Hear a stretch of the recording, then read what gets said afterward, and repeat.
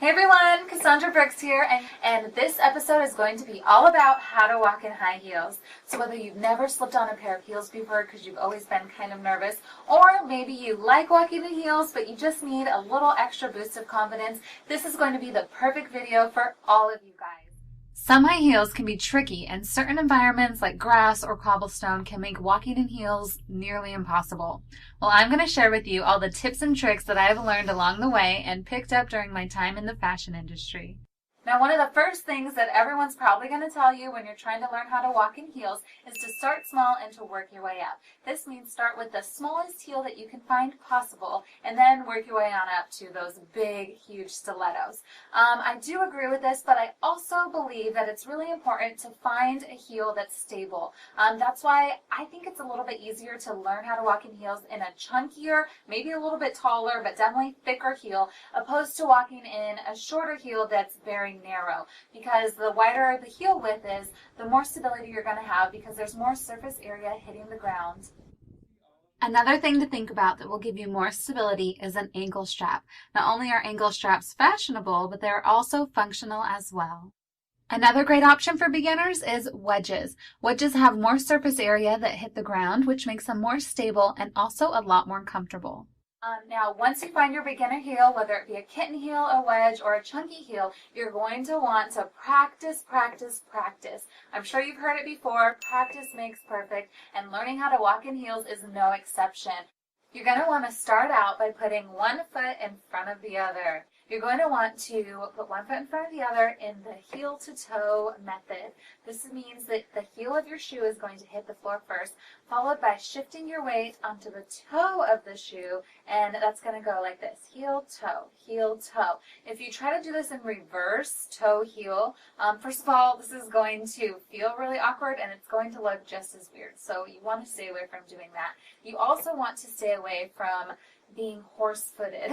This means putting all of your weight down on the toe and the heel at the same exact time. This is going to make a stomping loud noise, and it's not going to look very graceful at all. You're going to want to practice this heel-to-toe motion around the house. Practice it so much to the point where you don't have to think about it anymore. And then you'll just be walking and it will just flow gracefully. Now it's time to invent a signature walk. You can easily perfect your strut by practicing walking in a straight line. Now this sounds a whole lot easier than it is. So the best way to do this is to find a straight line anywhere you can find. Hardwood floors, parking lots, or straight lines and concretes are great options.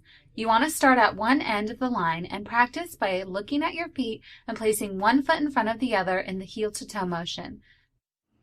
Now let's talk about your stride. This is different for everybody. Just keep in mind not to overextend. If your legs are overextended too far and you step on something slippery, you could unintentionally end up in the splits. And you don't want to take too little of a stride because this is going to take you a lot of steps to make it to your destination. If you are running late for your destination, chances are you're probably going to have to learn very quickly how to run in high heels. I'm not saying I'm late all the time, but I have definitely mastered this move.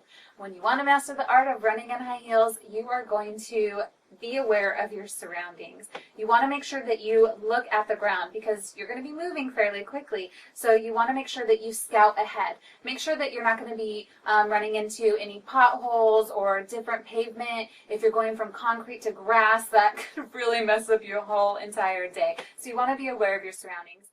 Alright, it's time to cover how to walk on unforgiving grounds, such as grass.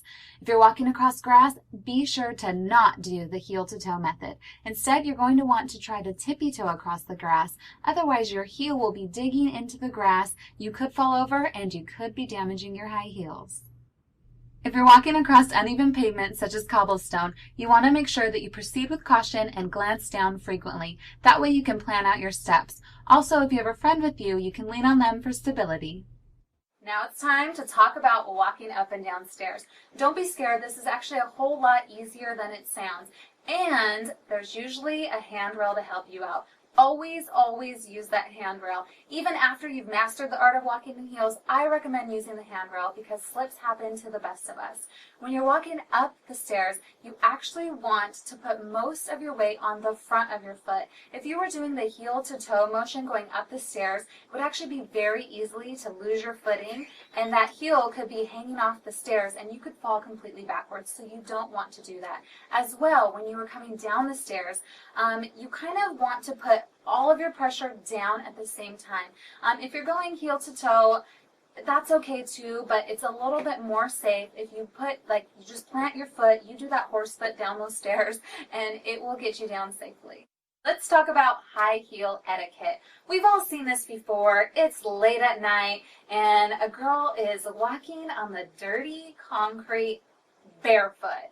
That's because her feet are probably killing her and she did not bring any backup. Any fashionista will tell you that it's very important to always keep a pair of flats or a change of shoes with you at all times. You can get these like little fold-up flats that you can even carry in a clutch nowadays, so there are no excuses, okay? Ladies, it's very important that you don't forget to relax and smile. I want you to remember that the most sexiest thing you could ever wear is confidence. Thank you so much for watching this video. Bye.